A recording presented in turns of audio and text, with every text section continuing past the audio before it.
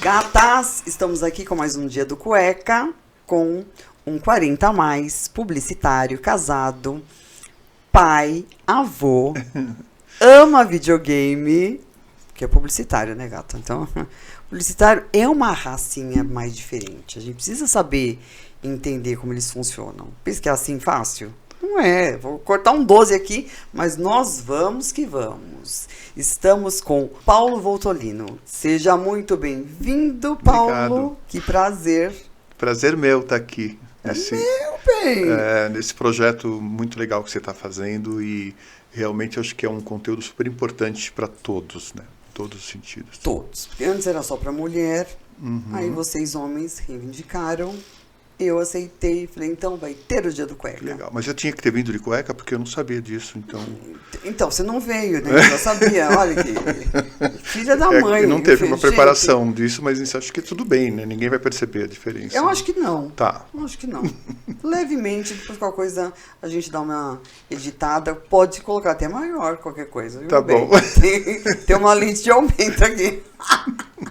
Acho que não vai precisar. Humilde e modesto, Brasil. Vendendo já essa sardinha, me entregando um salmão. Publicitário, músico, gosta de videogame. Sim.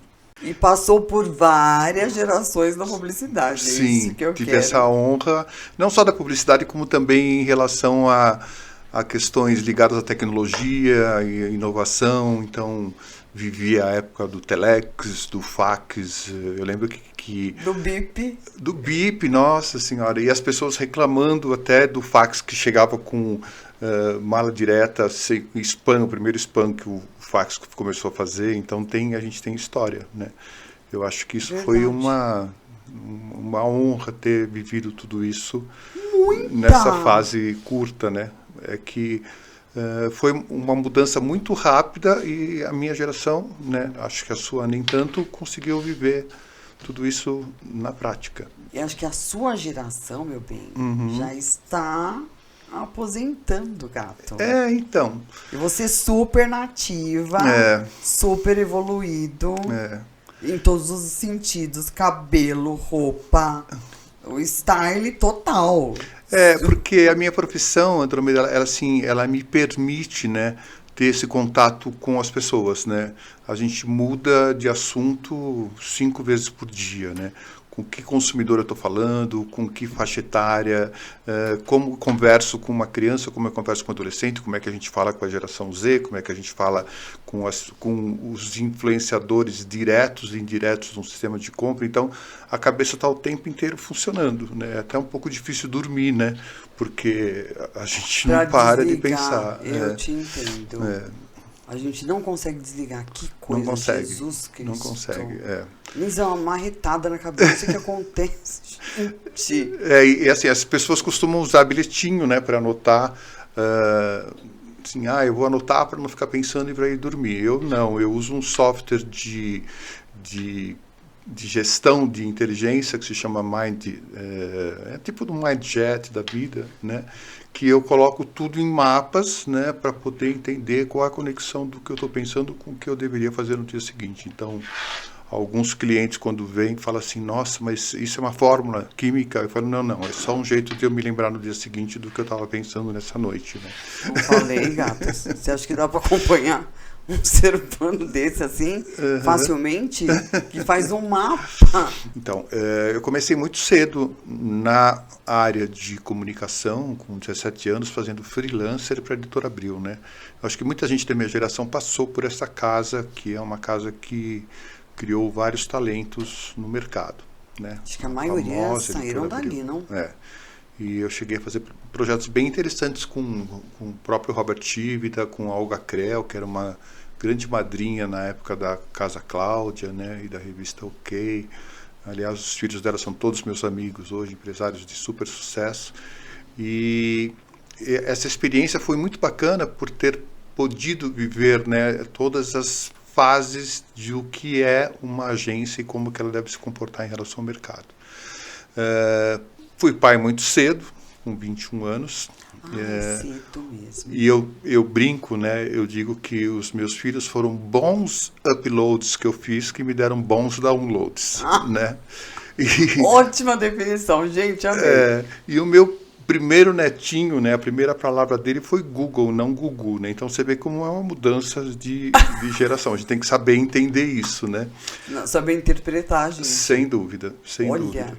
E a tecnologia sempre foi um grande diferencial para mim, né, e para minha equipe, porque a gente queria ter certeza de que as loucuras que a gente tinha na cabeça seriam execuíveis, né?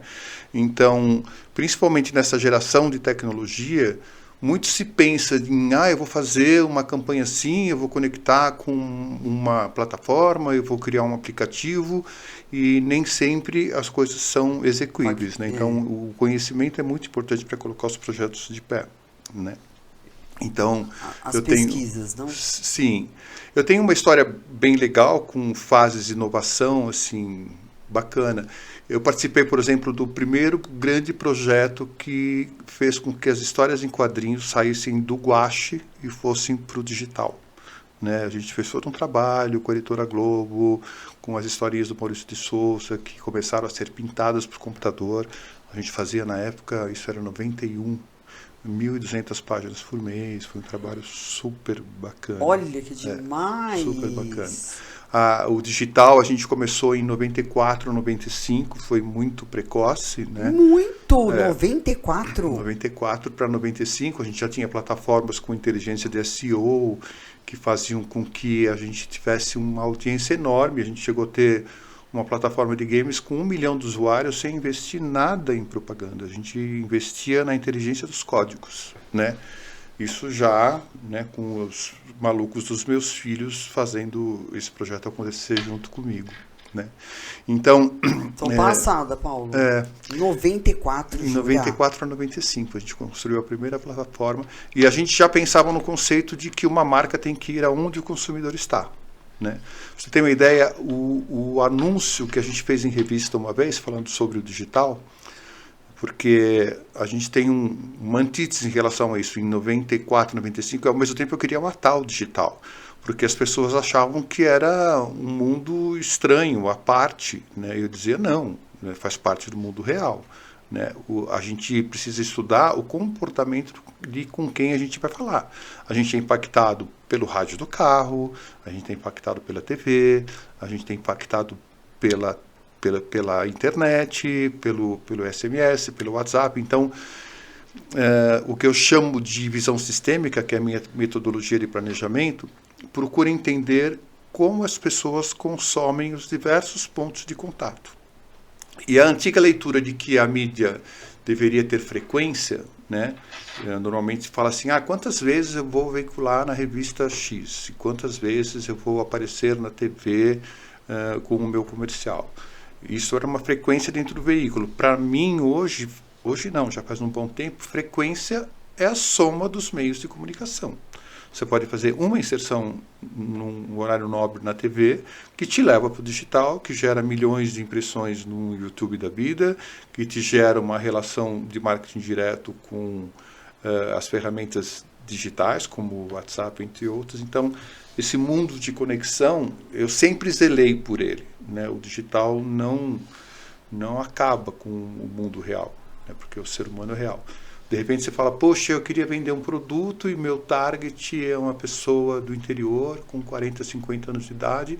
Aí você estuda essa pessoa, você chega à conclusão de que a única mídia que consegue falar com ele é um radinho de pilha. Ele não tem televisão, então o que eu vou fazer? Eu vou fazer um spot de rádio, né?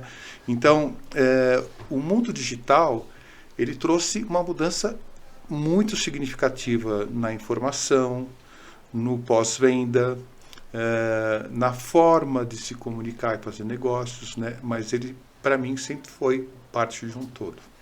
Querido, você não é uma regra, amor. Como assim? Pelo amor de Deus. O digital entrou para você em 94. Ainda estou passada com essa informação. 94. Não consegui digerir ainda. E assim, a gente tem olhares, né? Eu sempre paguei um pouquinho caro pela questão da inovação, né? Eita, Sempre. E às muito vezes eu fora tinha da para vender o casinha. que o mercado não queria consumir, né?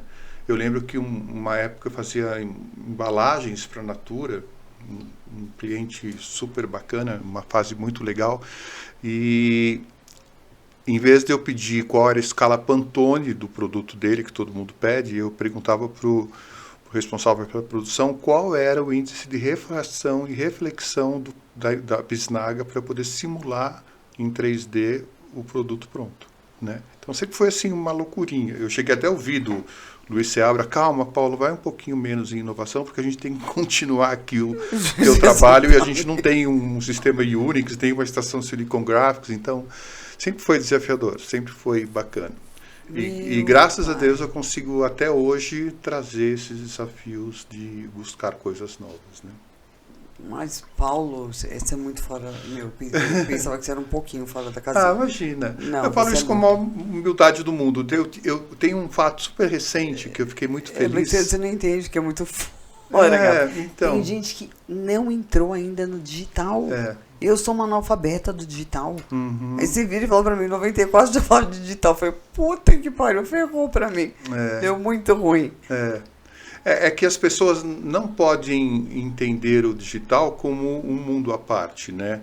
Até o próprio metaverso, ele faz parte de um todo, né? A física quântica diz o tempo inteiro que nós vivemos no mundo quântico, né? Então, o metaverso não é um mundo fora do que a gente é capaz de entender. Assim como o digital não é uma coisa fora do que o mundo real pode combinar. Então, Por que as pessoas ainda, você que pode falar com muito mais propriedade do que eu, por que essas pessoas ainda desconectam, não conectam, né? Elas não juntam, elas não olham o digital como fazendo parte da vida dela.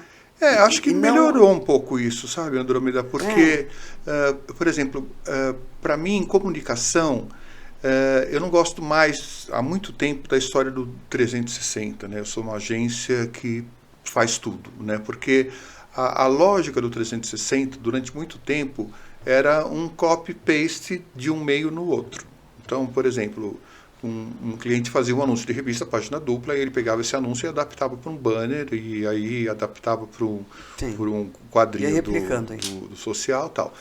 E para mim, a comunicação sempre foi uma grande conversa, né? Então, imagina que você tem um seriado, né, que é uma grande história. Se você assistir um filme desse seriado, ele tem começo, meio e fim, você entende esse um filme, né? Sim. A mesma forma que eu acho que tem que ser um ponto de contato. Se eu olhar para um post, ou para uma peça display, ou para um anúncio de revista, ele tem que ter começo, meio e fim. Mas ele faz parte de uma grande história. Então, eu gosto muito de colocar em prática o conceito da comunicação andar. Por exemplo, você faz uma chamada, a gente fez uma vez para um anúncio de uma empresa de motocicleta, e dizia: se você tiver esse produto, né, se você quiser ter estilo, você tem que ter esse produto, né? E a gente conseguia traquear essa comunicação até o interessado chegar no site. E aí a gente dizia: pô, que legal, você tem estilo, né? Eu não repetia a mesma mensagem, eu mudava o texto, eu ampliava o storytelling, então eu fazia com que a coisa andasse, né? Então, essa metodologia é muito legal hoje. A gente consegue fazer projetos, eu acho isso ótimo, super bacanas. Não ficar engessado. Sim. Você tem esse conceito, porém você vai modulando ele Sim. para que ele se adapte a um certo público e atinja o resultado. É mais ou menos isso. Sim. E transforma isso numa conversa, né? Por exemplo, cada vez mais eu me interesso pelo comportamental com quem eu preciso falar, não com o demográfico, né? Porque ele traz uma inteligência, por exemplo, plano de saúde. Uma vez eu fiz uma campanha e eu tinha uma pesquisa que dizia que comprar plano de saúde era um mal necessário, né? Porque as pessoas falam: pô, eu preciso ter, mas eu não concordo em ter que pagar tudo isso. Então, mas não uso tanto. Mas quando a gente fez um criativo que mostrava um filho comprando para o pai, a carga emocional foi super grande e acabou essa história do é um mal necessário, né? Então, a gente costuma olhar para algumas coisas um pouquinho fora da caixa. Primeiro, a quebra do paradigma da faixa etária, que, aliás, é o tema central do seu programa, né? A idade diz muita coisa, acho que hoje Não. diz coisas novas e não mais as antigas, né? Por exemplo, videogames, eu tenho mais de 60 anos. Você fala, não põe um anúncio para o Paulo de um game para Xbox que não tem nada a ver com ele. Sendo que eu seria o primeiro a comprar se chegasse até mim. Né? Verdade. Então, por exemplo... Fica a dica. Olha que puta dica, hein? De ouro. A gente não pode rotular. Não pode. Não pode. Péssimo isso. Por isso que eu falo, né? O mercado fala um pouco de Big Data. Eu não concordo com o Big, eu prefiro o Deep. Né? Quanto mais profunda a tua informação de com quem você vai falar, melhor vai ser a tua abordagem e a sua conexão. Perfeito. Né? Concordo plenamente. E recentemente eu fiquei super enaltecido. Eu recebi um telefonema de uma empresa que eu admiro muito lá fora, que chama Live Edge, né? Que é uma das maiores empresas de streaming de game do mercado, está chegando no Brasil. E Gabriel, lembrando de você, eu acho que realmente vai mostrar muita coisa nova, principalmente quando a gente fala da geração Z. E quando a gente começou a falar, ele falou, antes da gente começar, eu queria saber se game é um assunto que interessa para você da agência, né? Eu falei, bom, vamos conversar. E aí foi muito legal, porque eu mandei para ele uma entrevista que eu fiz na TV Terra há 16 anos atrás, está no LinkedIn, né? Se quem quiser ver, depois eu coloco o link no programa da Andrômeda, mostrando o que a gente pensava, o que eu pensava há 16 anos atrás, né? Aquela história que para mim o videogame ia ser a mala direta do futuro, histórias super bacanas, até de conexão, de relacionamento com pessoas do mundo inteiro jogando online, são coisas super legais. Eu já passei por situação de estar jogando e um dos parceiros estava super me incentivando aí, eu a ele e tal, de repente ele falou para mim assim, hey, wait a minute, I'll make a poo-poo. Eu falei, como assim, né? Eu vou fazer, Sim. Vou no banheiro, né? E aí eu fiquei esperando, aí entrou uma pessoa, falou assim, super obrigado por estar tratando o nosso filho assim.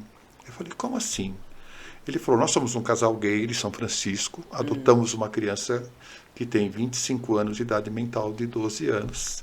E ele está muito feliz de jogar com você. Eu falei, my God, olha isso, olha essa experiência. Olha! Né? Então, assim, eu sou fascinado por isso, né? Porque traz comportamento, traz relacionamento, traz um mundo em que a gente nem sempre enxerga, né? Que é super importante, porque esse é um e uma inclusão. Real. Sim. Que hoje a gente tem muita exclusão. Sim. Ridículo. Sim. Isso, 2023, a gente tá nesse papel... falo, dos haters, né? Essa coisa que toda. isso, gente? Que coisa mais cafona. Eu tive a honra de fazer, na época da FINAC, a gente cuidou da conta e a gente fez um campeonato de games na França. E foi engraçado que a manchete do jornal, quando o Brasil perdeu a Copa do Mundo na França, era o Brasil ganhou a Copa do Mundo do videogame na França. Foi muito legal. Ai, então, que máximo! Muito legal. Teve campeonato no Museu do Louvre, teve campeonato, assim, olha, muito tempo atrás, né? Então, a FINAC ganhou até o prêmio de o varejo mais conectado com o entretenimento do mercado. Não, por isso que eu tô falando que você é fora da casa. Então, você quer ver como é interessante isso? O cara te deu os parabéns por uma coisa que você falou há 16 anos atrás. E ele até publicou. Foi ele que falou, posso pôr no LinkedIn? Eu tive a honra de falar, claro, porque o Ângelo Franzão, um grande amigo, ele foi vice-presidente da Macan Erickson, um grande comprador de mídia para Chevrolet, diretor do grupo de mídia durante muito tempo e hoje se dedica para ações sociais maravilhosas. Ele tem mais de 100 projetos sociais no mercado. Então, ter de volta essa entrevista no LinkedIn, para mim, foi demais. Foi muito bacana. Eu acho que você tem uma visão, acho que meio além do alcance, Paulo. Eu não vejo assim. É que eu sou curioso, né? Eu acho que o ser humano que perdeu a curiosidade é um ser humano que parou, né, no tempo, né? Eu acho que todo mundo tinha que ser curioso o tempo inteiro, né? Tem que querer crescer. Se arriscar. O meu pai falava, até fazendo uma brincadeira com a sua marca, que maior saudades dele, ele falava do 0 aos 40 crescendo e aprendendo, dos 40 em diante morrendo e aprendendo, ele falava, né? Então, o morrendo não existe mais, né? Porque Não. agora é do 0 aos 70, vivendo e 74 aprendendo. na estatística. Mas assim, o conhecimento para ele, assim como é para mim, é infindável, né? A noite é a hora que eu mais consigo falar, bom, agora eu quero aprender alguma coisa nova para amanhã, né? Então, Que é a hora que a gente está mais tranquilo. Acontece comigo também. Uhum. É a hora que eu consigo me conectar e parece que vai baixando um download, vai vindo umas coisas que eu falo, meu Sim, Deus. porque a tua cabeça fica, né, mais aberta, né? Não tem tanto telefone tocando, não tem tanta gente chamando, né? E aí vem ideias super bacanas, por exemplo, bom, eu passei por algumas agências que foram escolas para mim também, né? Eu tive a honra de ser sócio da Talent, né? Hoje Talent Marcel, estar perto do Júlio Ribeiro para mim e da equipe toda, né? Ana Carmen, o pessoal da criação, foi uma honra, foi uma parceria de 2 anos. Depois eu fui convidado para ir para a DPZ, ajudar a criar a área de inovação, né? Tive a honra de estar praticamente 8 anos lá dentro. A gente trabalhava no 7º andar, mais próximo do Roberto Dualib, e era um bando de louco, né? A gente tinha inventor no nosso andar, assim, era todo mundo pensando o que fazer de novo, como levar a marca para o mercado de uma forma inovadora, e a gente fazia coisas muito fora da caixa, né? É porque a sua profissão é um tesão mesmo. Ela é mesmo. Ela te permite fazer tanta coisa, você pode Sim. fazer e ser o que você quiser. Sim. Sim. Olha que tesão. Aí você vê isso. concretizando, né? Você fala, nossa, tá no ar. Então né? é o êxtase total. Aí pá! Uhum. Você viu, assim, se deu vida para esse projeto. Sim. Aí esse projeto andou. Esse projeto fez sucesso. Puta merda. É covardia, não é? No caso da DPZ, eu lembro que eu fiz uma brincadeira com eles, com os sócios, né? Dizendo assim, eu topo o desafio. Mas vocês deixam eu transformar a DPZ em Digital Play Zone, né?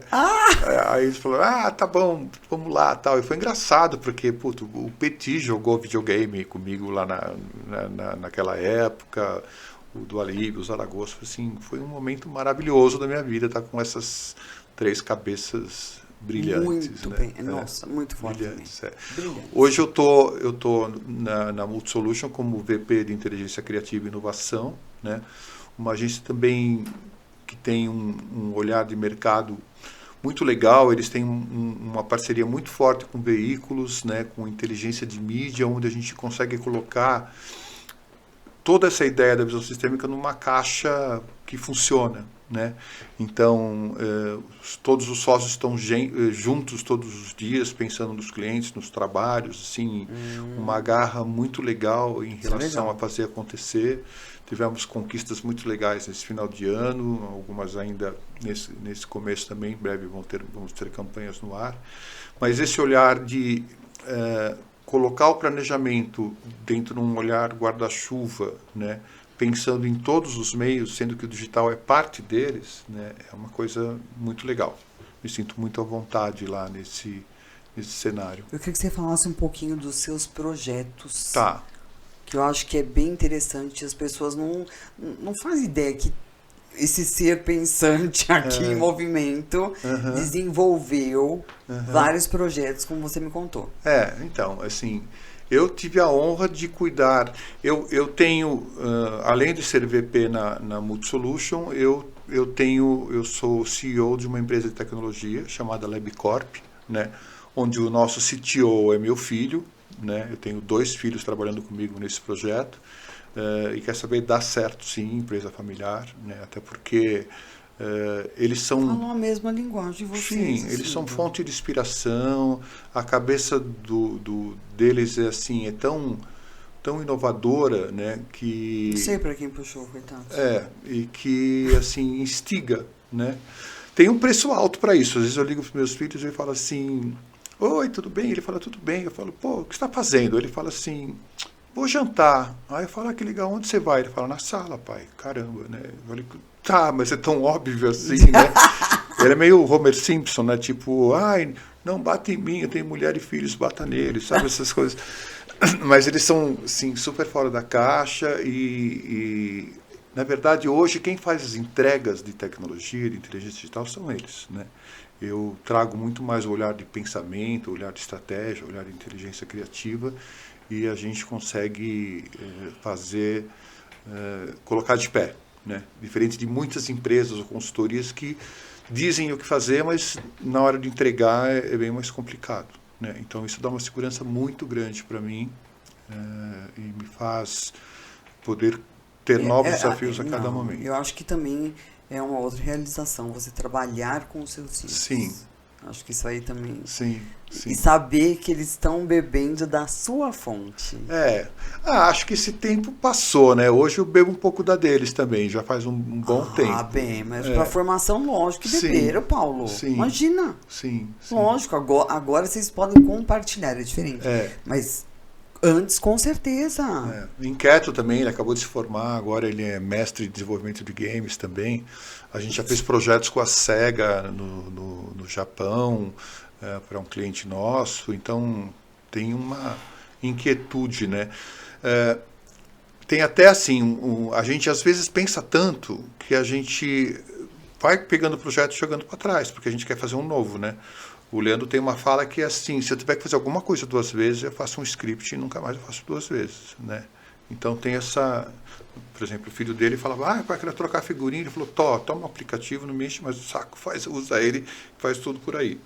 Né? Eu falei: Lê, que legal esse aplicativo, porque você não põe na roda, né? E uma cabeça muito nova. Lá para 97, 98, eu tinha algumas discussões com eles, tipo assim: cara, você fez um desenvolvimento super bacana, né? Um código maravilhoso para um projeto e depois ele coloca na rede e divide com os amigos desenvolvedores, né? Naquela época eu falava assim: não, como assim? Você é proprietário intelectual? Ele falou: não, pai, peraí, não é assim que funciona. A gente se ajuda, a gente tem uma rede, né? Então, às vezes a gente tem projeto que ele tem gente na Grécia desenvolvendo para ele, que ele nunca viu na vida dele. Ou tem gente no Ceará, que ele nunca viu, né? Então, olha que e é incrível como funciona. É incrível como funciona. Com certeza. O que eu acho melhor dessa história toda, ninguém tem ego. Não tem. Aliás, ele levantou um tema e falou: pô, pai, ele fez acho que 44 anos esse mês. Ele falou: pô, o que vai acontecer com os desenvolvedores velhos? 40 a mais, né? Aliás, você podia conversar com ele também. Pode vir, 40 a mais, pode vir. Ele vai ser uma entrevista muito legal. Ele é muito fora da caixa. Adoro. Muito legal. Então, assim, essa história do digital é importante, né? Porque é a conversa que está à mesa, né? Por outro lado, ela sempre será parte de um todo, né? O digital hoje tem desafios de trazer aromas que é sensorial e é no mundo real, né? Tem desafio de trazer o touch, que é mundo real, ele vai se conectar com o seu corpo. Aliás, eu vi um trecho de uma entrevista essa semana do Elon Musk, né, dizendo assim: todos nós já somos androides, nós não vivemos sem o celular, ele é uma extensão do seu corpo. Eu falei: cara, é mesmo, né? Não, aquele cara... ele é muito fora da caixa. Não, gente, pode dar mão. Vamos vocês dois, só Deus sabe, nós vamos encontrar vocês aí um dia. Mas tem histórias muito legais, assim, a gente... Eu quero saber dessas histórias, Paulo, me conta. Então, por exemplo, a Bovespa é um cliente que a gente atendia junto com a DPZ há muito tempo atrás, e a gente fez um banner que era um game, né? A gente publicou um banner no portal da Gazeta Mercantil, olha como faz tempo, né? Que era um jogo, né? Eu lembro de ter feito a primeira peça digital que veiculou no The Economist, em Londres, que a gente tinha que fazer restrição de IP, restrição de acesso. Foi o primeiro leilão de carbono que aconteceu do Brasil, né? Então, tem umas histórias muito legais que o digital ajudou a fazer uma grande diferença, né? Aí você falou que você mudou o corpo de É uma... assim, eu sempre fui muito curioso com tecnologia e uma coisa muito importante para mim era saber fazer o que eu pedia, né? Uma vez eu tive uma pessoa... Não só da ordem. Não só da ordem, né? Porque conhecer o processo. Eu tenho histórias tipo assim, uma vez um colaborador ficou a noite inteira fazendo uma máscara no Photoshop, e aí eu falei, cara, mas... Ele falou, fiquei a noite inteira aqui e tal. Eu falei, mas caramba, vamos fazer junto? Aí eu peguei a mesma foto e eu terminei a máscara em 1 hora. Eu falei, então, você concorda comigo que você ainda tem que crescer, que evoluir? Então, para mim sempre foi muito importante o conhecimento, né? E essa história do Photoshop... eu era muito ligado em tecnologia, né? E na época o que Era era... ou não, você é bem? Desculpa. O que é tecnologia de ponta, né? A gente tinha marcas como a Burt, por exemplo, que era uma gráfica que foi visionária no uso de ferramentas como Visionaire, na Transburt, né? Coisas super interessantes. E eu lembro que tinha um amigo que comprou um sistema Cytix em Israel, porque a Burt não conseguia ter tempo para fazer as provas de embalagens que ele precisava usar. Então, essa tecnologia ficou à minha disposição, porque a gente era amigo, né, e começamos a evoluir, fizemos um dos primeiros folhetos e catálogos sem filme, então tem muita história nisso, né, e assim, a tecnologia sempre, de novo, né, foi a garantia que eu consegui trazer para os meus projetos de que era possível fazer, né? Então a gente tem histórias muito legais nesse sentido. Por exemplo, Second Life, que prematuramente foi o primeiro multiverso criado, né, antes dessa história do multiverso, uma ferramenta maravilhosa que nasceu no meio acadêmico, ainda é usada no meio acadêmico. Eu trouxe um pensamento assim, gente, tem um monte de gente no Second Life construindo as suas casas, as suas lojas, habitando a ferramenta, então, caramba, definição de mídia para mim é um conteúdo ou um áudio ou uma imagem que gera interesse de pessoas e que essas pessoas costumam consumir com frequência. Se existe essa situação, temos uma mídia, né? Porque a mídia é um lugar ou alguma coisa que as pessoas consomem e é por isso que a gente anuncia nesses lugares. Eu falei, gente, essa cidade não tem anúncio. Aí eu coloquei um outdoor dentro do Second Life do lançamento de uma novela da Record. Foi o primeiro case de compra de espaço de mídia dentro da cidade de Second Life. Foi muito legal. Isso foi em 2006, 2007. Um trabalho bacana. Então, a cabeça de tecnologia, né, colocando em prática. Tem um case que eu adoro contar, uma história com a Johnson.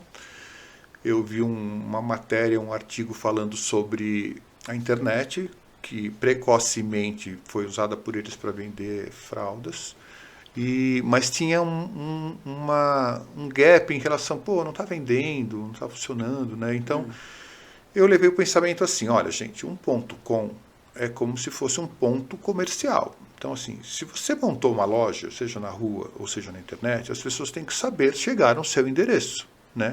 Então, isso foi muito tempo atrás. Então, procurem pensar, né, numa forma de atrair as pessoas para o digital, não do próprio digital, né?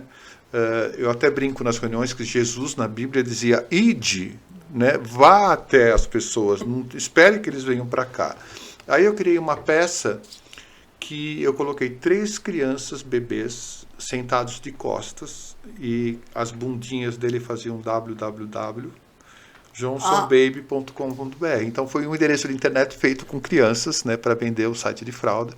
E eu fiquei muito feliz que a gente ganhou um projeto grande da Johnson. A gente fez Brasil, Argentina e Estados Unidos, um site de conhecimento. Na época a Luana Piovani ajudou a gente a fazer o lançamento, foi sensacional, né? E a gente fez muita loucura, por exemplo, o lançamento do site do Comitê Olímpico Brasileiro, a gente era a única ferramenta patrocinada pelo Zipnet que criava uma comunicação do Comitê Olímpico com o Brasil, com a imprensa, com tudo. Estava na nossa mão. E aí eu olhando para o lado, eu falei, Leandro, tudo bem? Ele falou, tudo bem, pai, vamos embora. E super funcionou, né? Aliás, eu tenho o maior orgulho disso. Desde 94, nenhum projeto nosso teve bug. Nada. Nunca deixamos nenhum cliente na mão com absolutamente nada. Então, hoje, assim, eu convivo com esse mundo muito legal da Multi, que é um mundo que me dá um espaço enorme para planejamento, né? E que me dá ferramentas e pessoas também. Os sócios são muito legais, muito determinados, né? E também temos esse lado de tecnologia aí que nos colocou marcas muito legais na frente, né? Então, tipo, a gente fez projeto para Visa, Bradesco, Coca-Cola, são Hershey's, tem uma história muito legal no nosso portfólio. Olha, que. Gente, que profissão, É hein? maravilhoso, é Meu. maravilhoso, é maravilhoso. Na Pena que. verdade, é uma curiosidade, né? Eu amo tocar, eu fui músico durante um tempo. Quando eu resolvi abrir minha empresa em 82, né, eu saí de uma agência por motivos pessoais. Na verdade, o motivo foi, você ganha muito e eu não posso mais pagar o que você ganha. Eu fiquei tão pé da vida que eu falei, tá bom, vou abrir minha empresa, só que eu sabia criar, mas eu não sabia vender, né? E durante 2 anos eu sustentei meus 2 filhos tocando. Então eu tocava na sexta-feira para pegar o dinheiro da feira para o sábado, né? Então os meus filhos dormiam em cima dos amplificadores, um rock and roll bravo rolando e os moleques dormindo. Então, assim, é uma história muito legal. Eu queria muito ser músico, né? Mas no Brasil existe uma grande barreira nisso, principalmente se você não é cantor ou compositor. As minhas composições eram instrumentais, né? Então eu falava, bom, não tem para onde ir. Infelizmente. A publicidade diminuiu toda essa minha ansiedade em relação à música, porque eu continuei lidando com o criativo, né?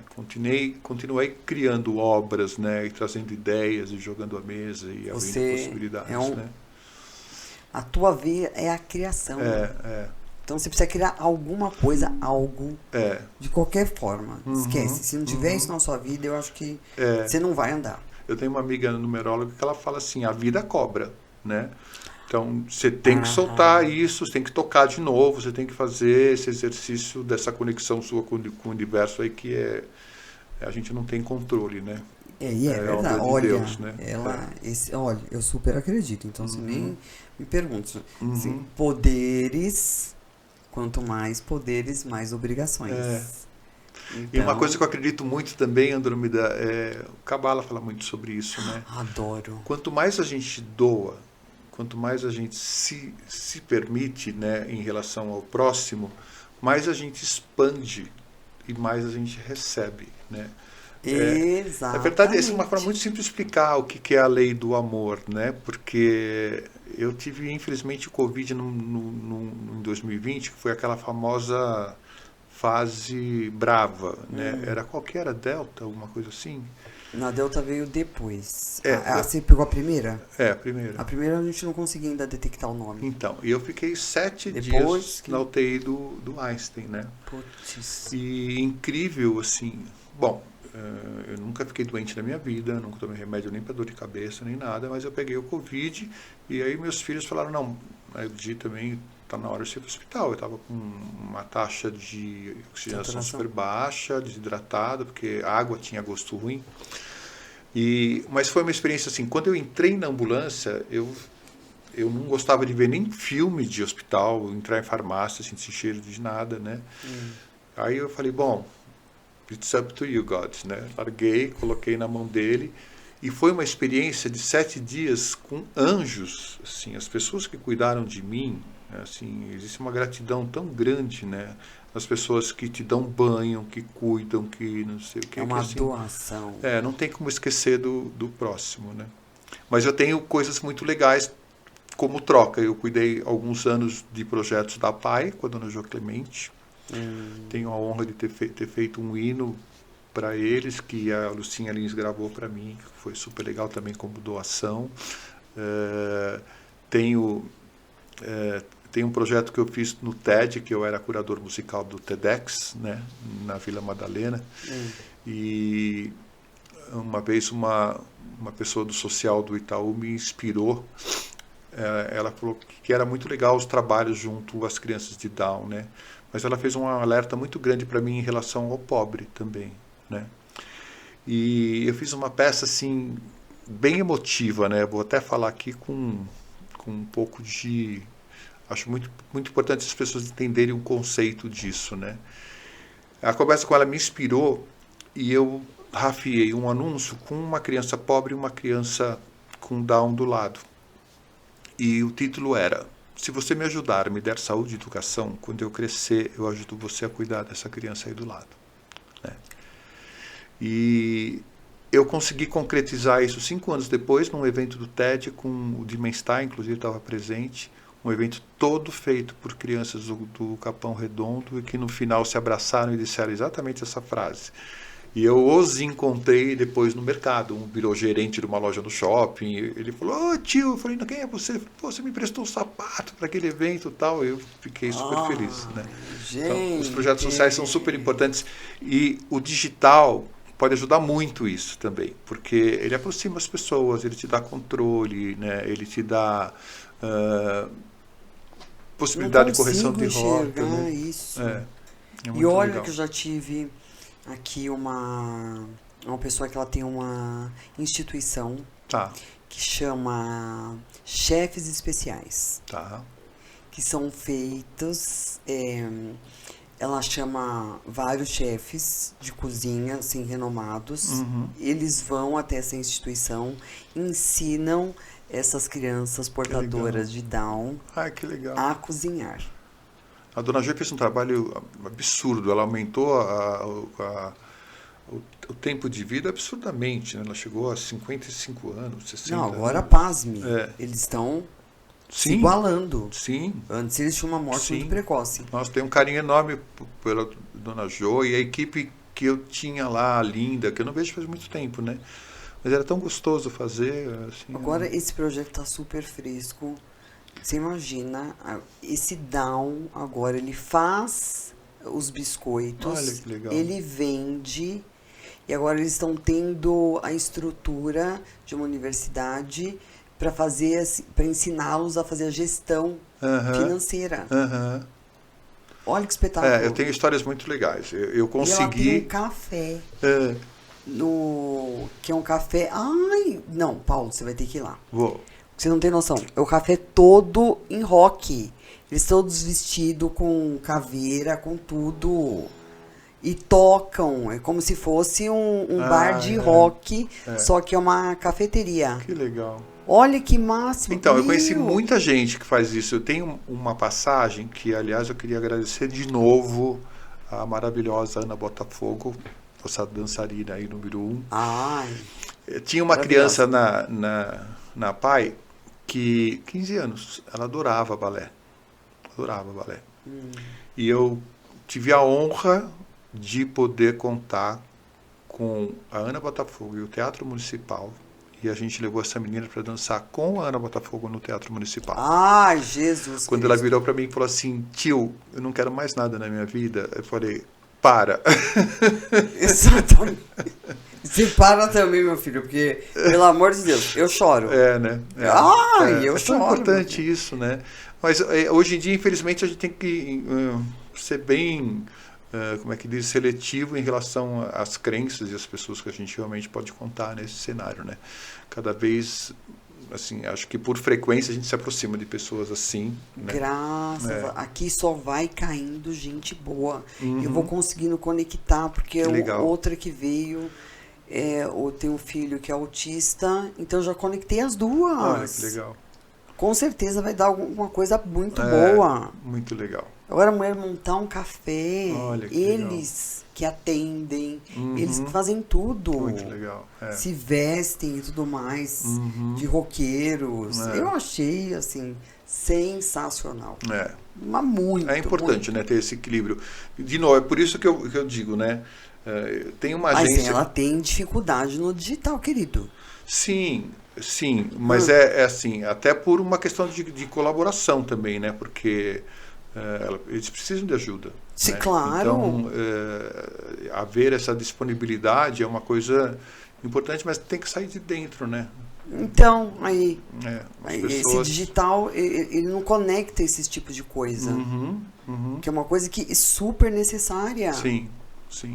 E não, ela não consegue deslanchar, ela tem que bater de porta em porta. O Ângelo Franzão fala muito comigo sobre isso, né? Porque ele se dedicou muito tempo a ACD também, então muitos projetos sociais, e as ferramentas do digital aí sim, né? Como ferramenta, né? Como forma de se comunicar, ou como o mundo nunca foi tão documentado, né, para você saber o que aconteceu. Né? Então, eu falo muito para os meus clientes, às vezes a gente tem discussão sobre o meu público é um arquiteto e ele gosta de livros e revistas. Eu falo, puta, não tem problema, é super bacana, aqueles livros maravilhosos, feitos por designers maravilhosos, não sei o quê, mas a versão desse trabalho no digital como complemento é super importante, porque o livro eu consigo mostrar um tom de arte, de criatividade, de design, de inteligência, sim, e é uma obra de arte, né? Mas quando a gente conecta esse livro com o digital, escrevendo isso em código, além de eu dar o livro para ele, eu tenho um cliente que recentemente eu sugeri isso, né? Que num segundo estágio a gente se aprofundasse no livro, no digital. Por exemplo, o livro não carrega um vídeo. Então, essa matéria, nesse link, você vai ver o vídeo, né? Esse conteúdo, nesse link, ele se aprofunda, né? Porque quando ele está no digital, eu sei quem viu, de onde ele veio, para onde ele foi, quanto tempo ele ficou em cada artigo. Ele me dá uma inteligência de BI do que foi mais clicado pelas pessoas que receberam um livro. Então, assim, eu acho um absurdo, mas a gente não pode perder. Não pode. Porque é isso que vai trazer a questão do comportamento, né? Então, será que eu estou certo em criar um call to action de um produto desse jeito? Assim, isso sem falar no teste AB, mas você sempre tem uma forma de ir mais fundo na tua proposta de comunicação com o teu público de interesse quando você integra os meios, né? Então, o digital veio para fechar com chave de ouro esse cenário.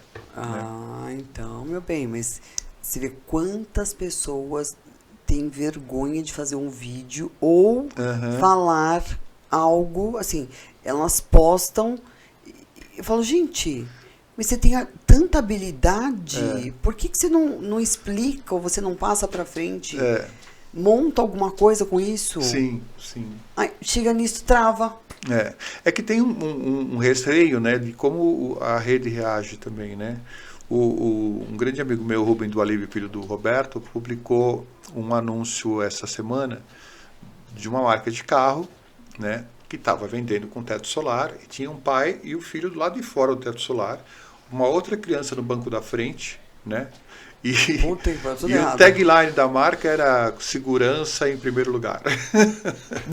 Então, e foi um sucesso na época, né? Uns 50 anos atrás, né? Então, hoje você fala, puxa, eu digo, se você disser que tem intolerância à lactose, a vaca te processa, né? Então, não, é impressionante. Tá um pouco chato isso. Não, muito chato, hein? Não é pouco não, é muito chato. Aí as pessoas precisam sorrir o tempo inteiro e postar fotos maravilhosas. Que saco, cara. Sim. Nem todo dia a gente tá afim. E qual o problema de falar que não tá afim? É verdade. Não pode, tem que viver nesse mundo que não é real. Aí pra você é bom, porque aí você vai ter as pesquisas, que eu acho excelente.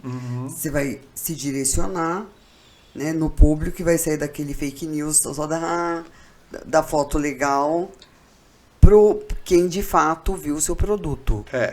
Tem um ponto que eu falo muito também, aqui até é legal ter essa oportunidade. Tem os dois lados, né? É assim, a gente que trabalha com planejamento é muito apaixonado por pesquisa, né? Então, às vezes a gente descobre o ponto certo para atacar e a pesquisa se dá o caminho criativo, obviamente falando, né? Só que, assim, quando a gente vai fazer uma pesquisa, a gente trabalha cientificamente com uma amostra representativa do público de quem a gente quer extrair a informação. Não é assim, uma pessoa, 2 pessoas, 3 pessoas falaram. Então, pesquisa para presidente, precisam de tantos mil, depende da pesquisa que você quer fazer, ad hoc, você tem uma outra fórmula. Nas redes sociais, às vezes, uma pessoa detona uma ideia e uma campanha. E assim, e ela não é uma amostra representativa do universo, né? Ela é assim, uma pessoa detona, né? Que absurdo. E é difícil você convencer, né, de que não é a campanha que está ruim, é uma infelicidade de achar um hater da vida, ou então, né? O mal-humorado. Hoje dá muito mais trabalho lidar com essas coisas, né?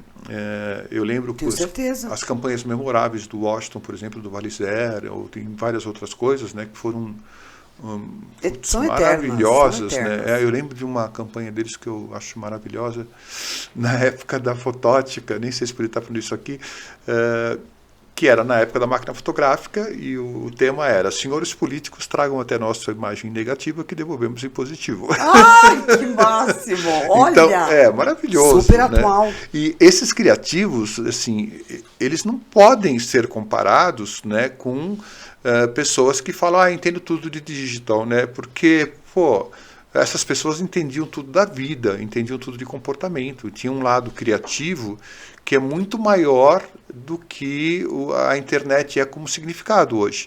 Eu tenho 2 textos que eu gosto muito de repetir. Primeiro, quem faz a agência é o cliente. Você pode ter a melhor ideia do mundo, se o cliente não aprovar, não vai para o ar. Não vai.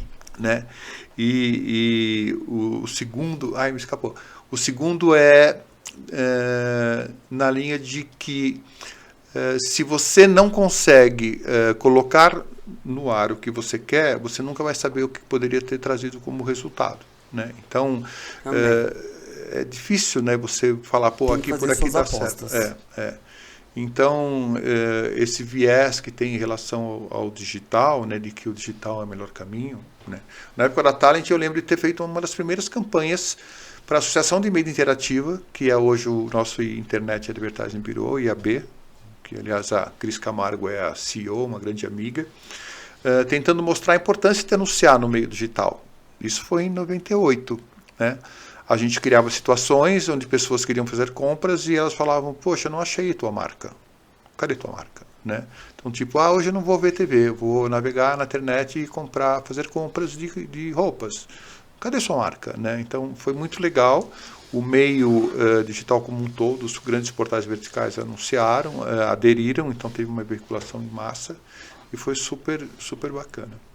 O que eu acho muito ruim, esse é um lado que eu acho que é super positivo, super válido, mas o outro lado que eu acho péssimo, que todo mundo é expert em algum... sim. É porque nasceu naquela coisa do meu sobrinho faz o meu site, o meu sobrinho faz o meu não sei o quê, né? Não, mas todo mundo tem um título, você já percebeu? Tem. Todo mundo é mentor, todo mundo dá mentoria, todo mundo é um player, não sei do que. Gente, eu que estou entrando agora, estou um pouco atrasada, né? Mas nunca é tarde. Então... Surgiu até uma polêmica recente, né, sobre o ChatGPT, né?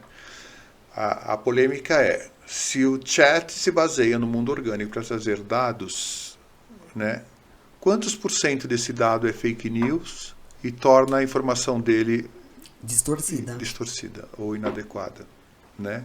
Então, eu já fiz algumas experiências, perguntas difíceis, né, para responder. Quem é Deus para você? O que você acha do político A? O que você acha do político B? Né? Aí ele foge um pouquinho da pergunta, mas você percebe algumas tendências nessa análise. Né? Então, alguns amigos dizem que a gente tem um novo habitante na Terra. Né? Então, mas assim, é uma coisa inevitável. Né? Tá aí, acho que já tem uma função muito legal de ajuda. Também vai dar uma manipulada. Olha só. Eu não posso afirmar isso, mas assim... Mas eu posso não afirmar, mas eu posso falar que eu acho. Tá. Você não pode, porque você tem uma profissão a zelar. Eu não trabalho com isso e eu acho que isso é nítido. Nítido. Que, gente, isso existe desde que mundo é mundo.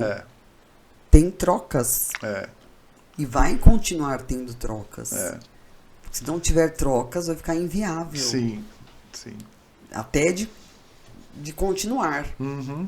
Porque quem vai bancar para continuar? Como vai ser isso? É por isso que eu digo, né? Assim, o digital não pode ser visto como um mundo à parte do mundo real. Ele faz parte total do mundo real, ele tem suas regras, tem suas características, né? Mas a gente vive num mundo onde a gente toca, né? Aliás, tocar as coisas é a única forma de você se sentir realmente vivo, né? Senão você pode achar que está sonhando, né? Ou se não, déjà vu. Oi. Não, realmente, estou aqui mesmo. Que coisa. Paulo, nosso tempo está acabando, querido. Que Você viu? Não doeu. Não doeu, Você achou que ia doer? Não doeu. Você contou várias coisas. Ninguém reparou que a história da cueca ficou tranquila, ficou escondida. Eu tô vendo que você tá com a mãozinha escondida. Mas eu vou colocar isso no ar, querido. Pode pôr, sem problema. Veio sem cueca do Brasil. Simples assim.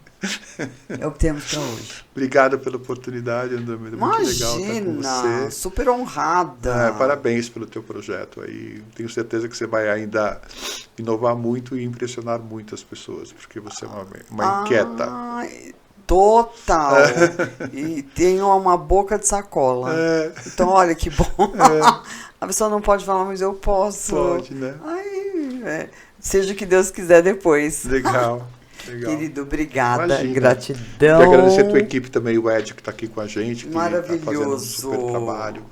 Querido, sem ele não teríamos também. Né? Não.